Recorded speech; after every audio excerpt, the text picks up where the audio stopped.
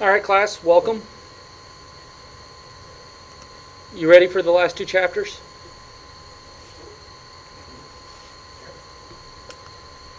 We're going to talk a little bit about RF interference. We're going to talk about techniques to troubleshoot wireless LAN and how to optimize it. Troubleshooting a wireless network. There are many different types of wireless problems.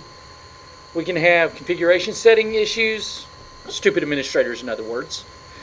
We can have problems related to the wireless device itself, the hardware, or we can have RF interference, right?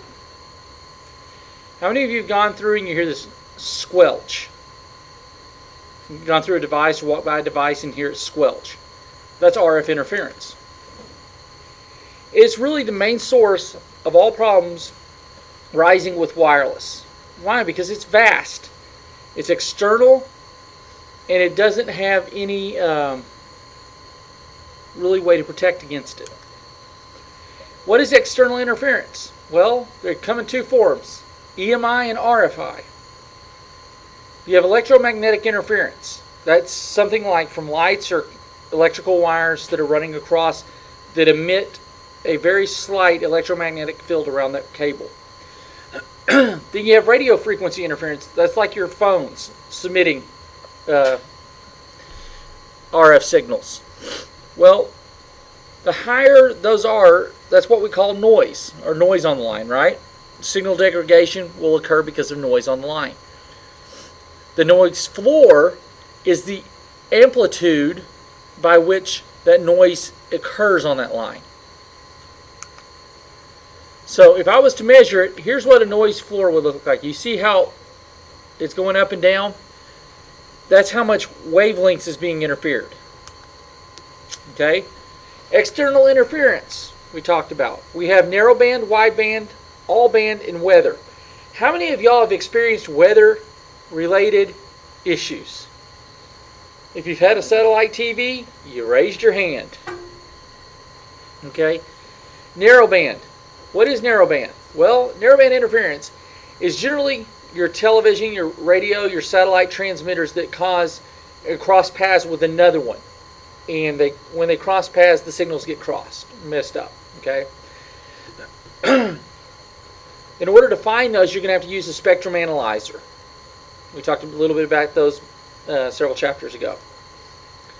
And this will tell you where the scatter is. So you notice from channel 4 to channel 8, that's where you're going to get your signals. Wideband interference is RF that it affects the entire frequency band, not just an isolated incident, okay? You can't just change to a different channel to work. It means the whole band is out. Adam, you've dealt with comm, right? Your wideband folks, your narrowband folks. You know what I'm talking about. If that wideband goes out, you lose communications, period. Okay? And you've got to figure out how to bring it back up online. All band interference, RF interference that covers all bands from the RF spectrum. That means I got jammed. That E6 up there, that E3 is up there that's trying to jam me. Or not an E3, but there's a Air Force aircraft that will jam you. They do this intentionally. That's what we call all band interference. It takes out any type of electronic communication that you possibly can have. Remember the frequency hopping spread spectrum. Say that 10 times fast. It uses frequencies, the range of frequencies that change during, remember because it bounced around the frequency diagram. Y'all remember that? The frequency quadrant? It doesn't work. Weather interference, cold, damp lines. You'll have refraction or reflection issues, and there's nothing that you can really do about the weather, can you? Okay. Intersymbol interference. It's when multiple copies of the signal are transmitted, known as multipath. These copies are added to the original primary signal. Then the intersymbol interference is adding of the signals to the primary signal. So the more signals we keep adding, that's intersymbol interference. WAN configuration. Configurations can cause more headaches to anyone than anything else. All right. Co-channel interference, adjacent channel interference, power settings, system throughput, incorrect access point configurations. Well, what is co-channel interference? That's when you have two or more networks that use the exact same channel. Contoso.com and Microsoft.com use the exact same channel. Won't work. Put them on two different channels. Or change the ports or change something different. Adjacent channel. If I have two WAPs that are side by side, one is doing channel 1, one is doing channel 2, guess what? There's that overlap of interference there, and you're not going to get very good signal. That's why you go 1, 6, and 11. Incorrect power settings. Make sure you have the right adapter when you're plugging in your WAP so you actually have the correct power source. And then you've created you turned it to the like 100 milliwatt or milliwatt access point. It's going to take out to this level, but it's not going to get to the smartphone because it's outside that area. 200. Remember, the more power, the less broad, right? System throughput problems.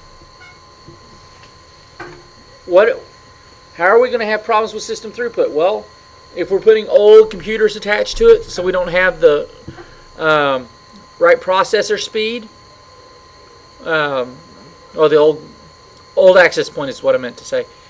You're too far away from an access point.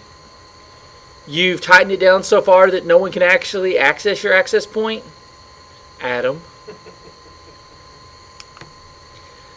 Many factors influence the wireless transmissions.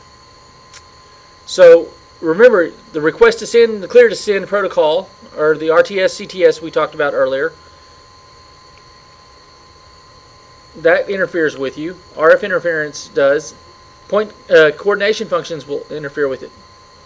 How are you going to troubleshoot it? Well, you're going to determine if all the experiencing problems are a single device.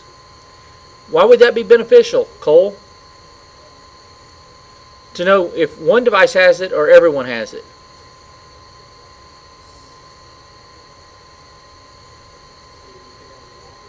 You got to speak up. I can't hear you. Ashley, what do you think?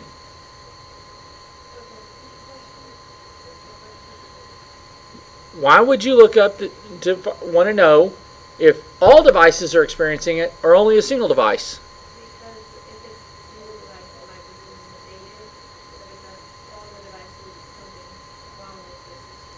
There you go. You could be sitting in a dead spot. You know, there's a lot of things you could be doing. Access point configuration settings. How many times do you have a stupid administrator? And yes, my son would be yelling at me for saying, "You don't say stupid." He likes saying that. If you don't have the SSID, you click the wrong SSID. That's the CBAC error, you know, or the ID10T error. But the security settings are going to be your could be end user if you let them select it. I usually force that type of security down to them. Most SOHO routers do now. Potential problems are your connectivity issues or your location of the device. Are you too close to it, or are you too far away from it? If you're too close to it, you're not going to get a signal. If you're standing right underneath that Cisco, you may not get the signal. If the closer you are, the better signal you're going to have. But if you're standing underneath it, you may not get one at all. Device location. What about hidden nodes? That's kind of a scary thought, isn't it? There's several ways to resolve a hidden node problem. Remove the hidden node. That would be the easiest one, right? You can add additional access points, or you can remove any obstructions. Windows connection processes, all it does is continually scans for wireless networks, chooses an access point for you to connect to. It authenticates it, then associates your computer with it, and then it obtains an IP address so that you can access it. And then you get the little thing down on the bottom that says, hey, you're connected, right?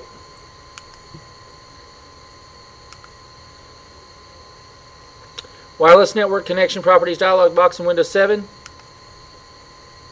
Just similar to the same thing as the local area network. Windows 8 operating system. Use simple, more integrated radio and connection management. It'll automatically do it. You don't get it's over on the sidebar. And there's a lot of different problems that can cause connection issues for your local wireless LAN on your computer. Especially when you have this many network profiles. Go in there and remove them. The possible causes of wireless device intermittently disconnects. You can have a duplicate SSID. Let's say the network administrator at that location that you've previously gone to, like IHOP, change their connection settings, and the next time you come, you connect to the new one. Well, it's still showing the old SSID in your computer. That's why it keeps dropping on you. Wireless LAN optimization. You can do channel optimization, access point optimization, and wireless optimization. Channel optimization, basically you're doing a channel spectrum analyzer to validate what channels are actually functioning on you so that you can find the best channels to function in your location. You want to make sure that you look for that specific area where you may have a lot of clustered access points. You want to spread them out a little bit. And then if you want to optimize your network, put a lot of little lightweight access points instead of heavyweight access points, because it makes your job a lot easier, because you can make it more specific. Alright. Wireless device optimization. I think they misspelled that. You want to make sure that you have your computer set to where it connects to a wired network your wireless drops, so you don't have the two different types of communications going out.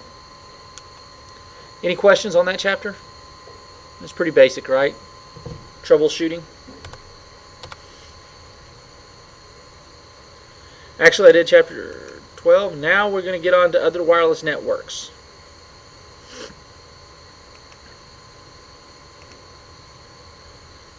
Everyone okay? And after we get done with this chapter, then I'm going to discuss the final exam with y'all, which I know y'all are all ready to know. Y'all are ready for your pop quiz tonight? That counts for 3 times your final exam? Just kidding.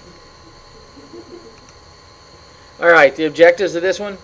We're going to define technologies found in a wireless personal area network. We're going to talk about the MANs and then WANs. Okay, what is a PAN? That's your Bluetooths, your ultra-widebands, your low-rate technologies, your body area network. That's the new terminology, by the way. Invisible light communication. Bluetooth is a short range. I can Bluetooth from here to my buddy Rick over here. The current version is Bluetooth 4, and it's an 802.15 standard. The Piconet has a master and a slave. I'm the master, he's my slave. My device will control the traffic that goes between them. His device submits to mine. Okay, that's what it means. An active slave basically is on the Piconet seeking those types of transactions and sends transmissions back. A park slave is one that's connected, always connected, but not actively participating. You can connect to it, but you're not really doing anything. Okay, there's your master slave. Then you have the scatternet. That's a group of Piconets. So here's a Bluetooth scatternet where you have multiple. Alright. The major drawback of the Bluetooth is because it's slow speed and the range. There's 2 different types of Bluetooth attacks. You have bluejacking, which is unsolicited messages, where I just ping you with messages. Then you have blue snarfing, which I actually access your system and get information off of you. Ultra wideband is a high rate wireless personal area network with speeds over 2 gigs. It was basically the new type of Bluetooth. It was mainly for your video or audio distribution. Ultra wideband has not widely been implemented.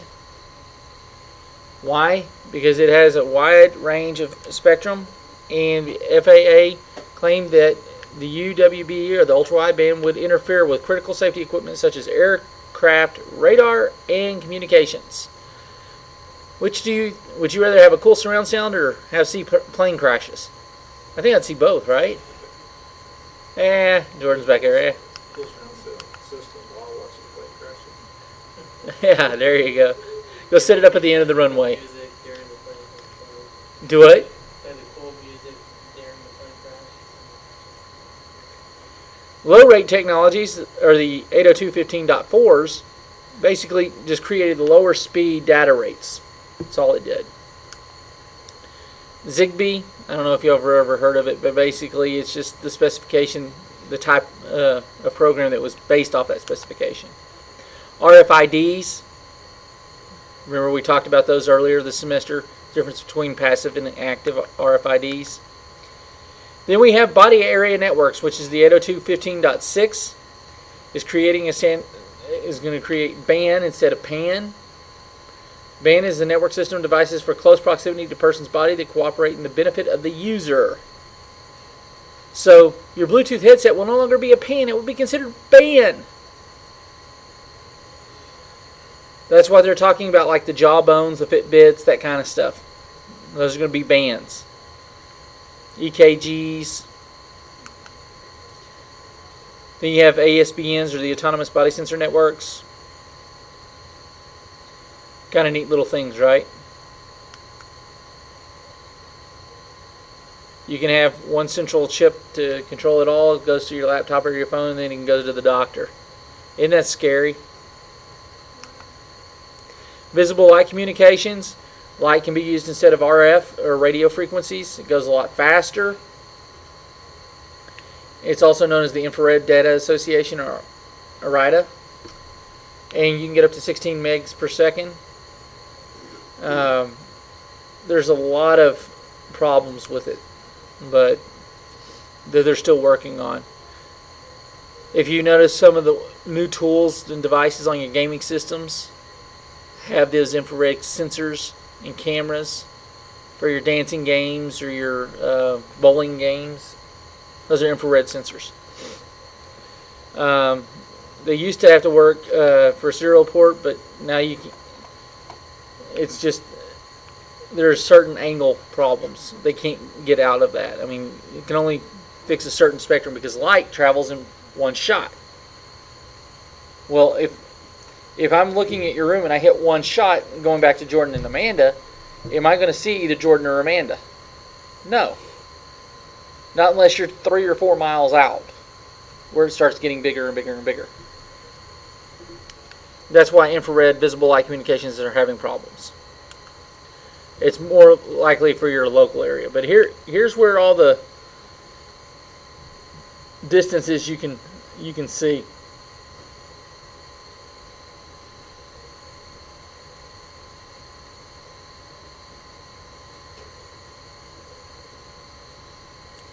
So which one do you think is going to be the best?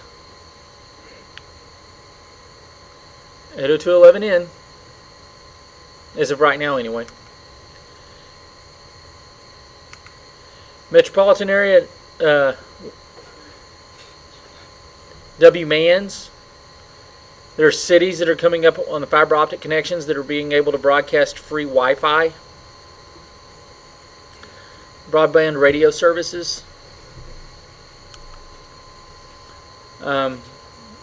It's basically, it's pretty easy to do, has good security, but do what? Is that different than a hotspot? Mm-hmm. It's just a bigger hotspot. It means I can put a radar, one of these, well, I can put a wireless mean downtown, a free space optic, set it up, let's say I set it up on Devon Tower, okay? The only thing that's really going to interfere with me is the atmospheric conditions up there. But then the encompassing, practically everywhere in Oklahoma City, you can see the top of the Devon Tower. So everyone would get that line of sight. So if you go 6 miles away from it in any direction, you'll have a wireless signal. So that would be good for downtown. And there's just an FSO. Broadband radio services, it can go up to 56 kilometers or 35 miles. Basically, it's a comparable to a T1 fiber optic line. It'd be nice to shoot it so you don't have to pay for the wireless. I mean, because you don't have to pay for the air. But what if something goes in between your line of sight, like a plane? You lose signal. Wide area networks, these are your LTEs, your long-term evolution, and WiMAX. These are where you're going to get your cellular networks from multiple towers into your phone. You will get wireless from multiple areas. This is where you can get 31 miles, does not require a line of sight, and you can do go straight to it and go down to your next building instead of having to run fiber. Mobile WiMAX gives you 6 miles and can support users going up to 70 miles an hour. Cell tower to cell tower. Then you have long-term evolution, the mobile MTSO. Allows you to be on your tower or your transmitters, or be on your device and go through multiple areas. Long-term evolution, third generation partnership between the long-term evolution project. He used orthogonal frequency division multiplexing, or OFDM, and it breaks them down into multiple sections coming out in parallel. Then we have 802.11.8 or 802.11 AC, which technologies cannot keep up with the demands of streaming video. This is what we call very high throughput. It was introduced in January 2011, and basically it's creating the next wave of wireless for home, and will give you data rates over a gig per second. Won't that be cool? Streaming wireless a gig a second.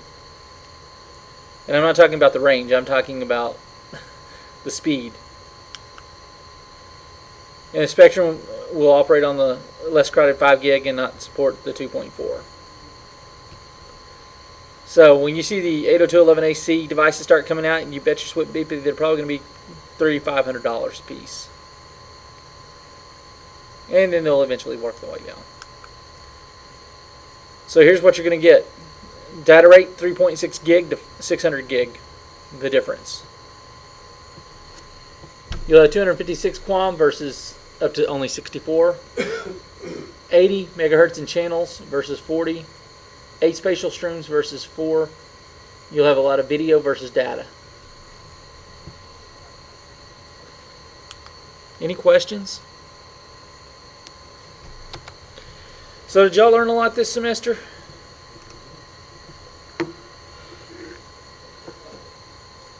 Jordan's back there pulling his hair out. Do what?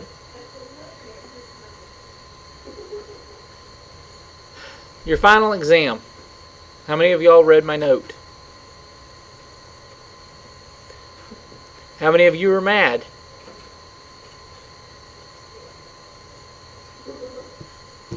He has a right to be. He knows the reason behind it, and so does Rick.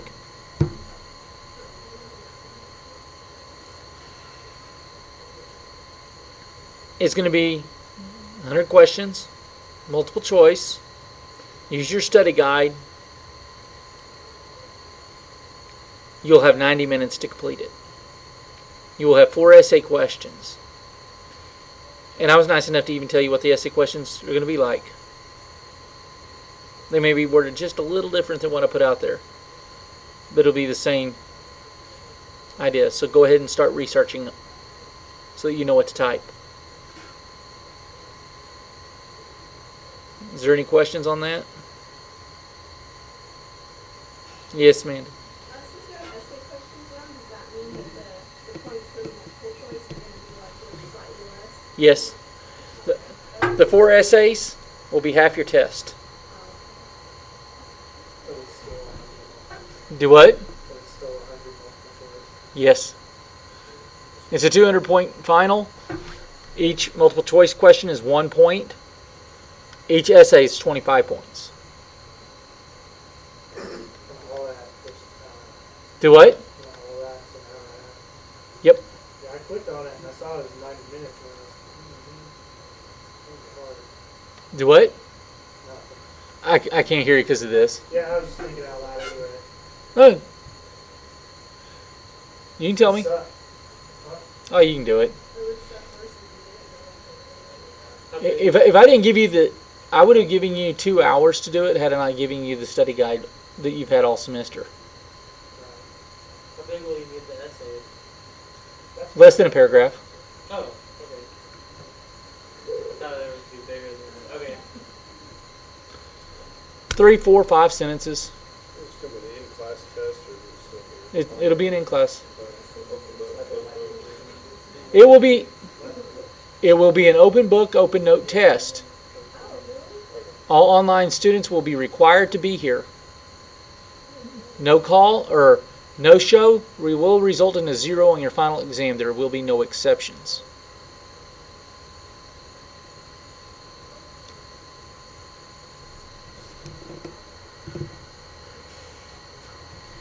Yes, Amanda? No. It will be 2 weeks from tonight.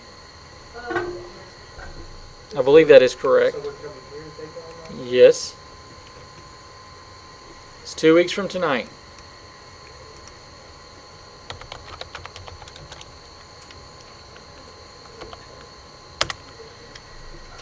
Let me make sure. I'll give you the correct date. Stuff like the 11th,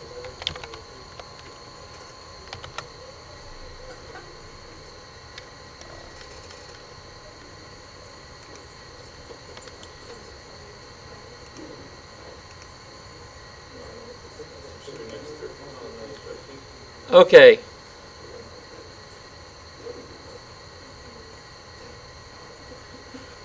For the 16-week class, which this was Tuesday, 5:40. I'm sorry, you're on a Thursday, May 15th. So Thursday, May 15th. You need to be here at 5:40.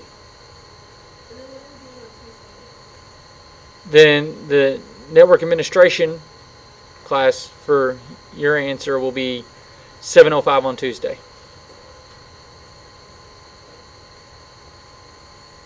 So there's no wireless network class on that Tuesday? No, it's finals week. Yeah. We had like the same name for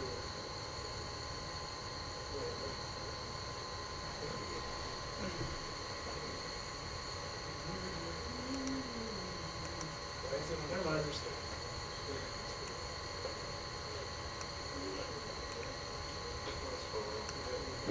Because it's an alternating schedule with the hours, so that you can take the, instead of an hour and 15, you essentially have 2.5 hours. So they give you longer for your final exam. So you only show up one night that week. Is there any questions?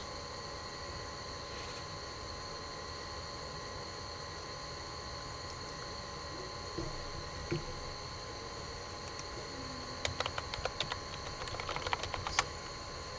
R represents Fridays. Thursdays.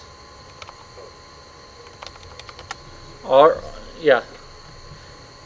There's none on Friday. Other, if you had a Friday class, it's during your Friday class. Okay. Here's what you need to know. You need to know the differences between the figures in Chapter 3 and be able to describe them. So what I'm going to do is I'm going to give you two figures. Okay? Essentially, I'm going to have 4 questions in a random thing. So you're only going to get one of those 4. And each one of those is going to have 2 pictures in it. You're going to have to explain to me what that picture is, what it's describing. Is that okay? Y'all understand that? It's not going to be a table. It's going to be the pictures with the sine waves. Or it could be a refraction or a reflection. Those types of things. It will say figure 3 dash whatever. Study those, know those, and be able to describe what's happening in that picture. So if I say, here's a picture with amplitude, tell me what amplitude is. Okay? If I ask what the period is, you need to tell me what the period is. Essay 2, describe web encryption and other encryption methods. How does it work in wireless? How stable is it? And that question may be pretty blatant. Okay? Essay 3, listen and describe the risks associated with wireless networking and wireless devices. In your opinion, what are the risks? And I may put out there a minimum of 5. And don't just list them, because that's only half the answer.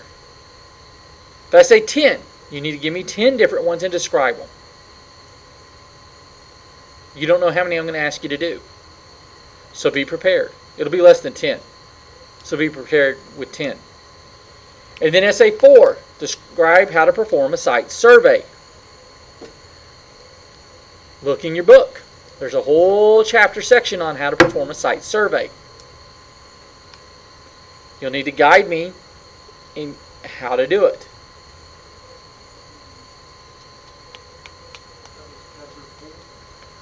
Look in your table of contents. I want to say it was chapter 8 or 9.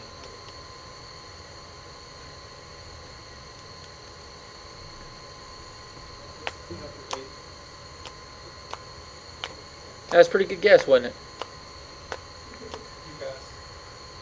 I better. Is there any questions? Other than y'all just being so mad at me right now?